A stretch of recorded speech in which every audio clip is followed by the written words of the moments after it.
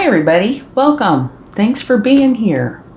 What we're going to do today is make the color green.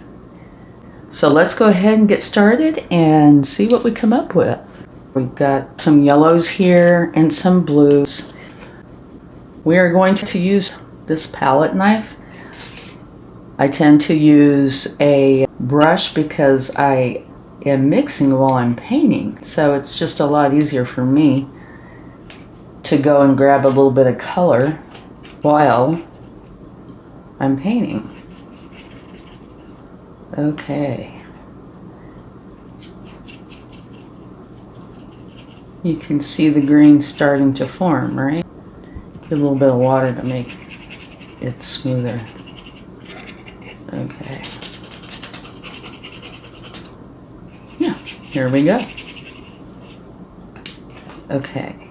Let's go ahead and get our brush. Now I used this yellow. There we go. Can you see that? Now we're going to get a little bit of this blue that I used.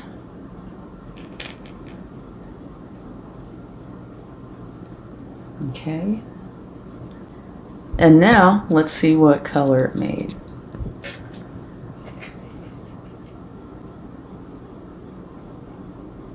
It made green. All right. Now I do believe this is lemon yellow, and I think this is a cobalt blue, and this is the color that we've come up with. But having said that, it depends on how much yellow you put in and how much blue you put in as to what color you're going to get. So let's go ahead and make a different green.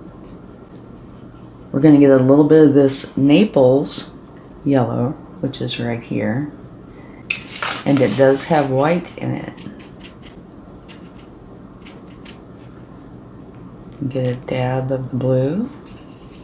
It makes a green that's really quite a bit different. Put this color up here. You see the difference. And as it dries, it will change some. But now the moral of this story, so to speak, is yellow and blue make green. Very, very simple. Okay, now let's do one more. We've got yellow ochre here, and you can see the difference.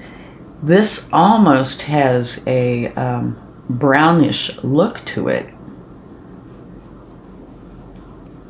as compared to these. And then we'll get a little bit of this blue. That's probably too much. Yeah, now look at the color green. It is so different. And it's because we've used a yellow that is muted. Put this blue up here. I keep forgetting to do that. This is the same color blue. And you can see this is a lemon yellow. This is more of a pastel yellow. It has white in the yellow. And here is one that is muted. And you can see the big difference in green. This looks very muted. This one is a little softer. It's like this is pretty bold. So play around with your yellows and blues and the amounts that you use of each to get a plethora of colors of green. Okay, I really hope this helps. And I have a couple of videos I'm going to put at the end of this video.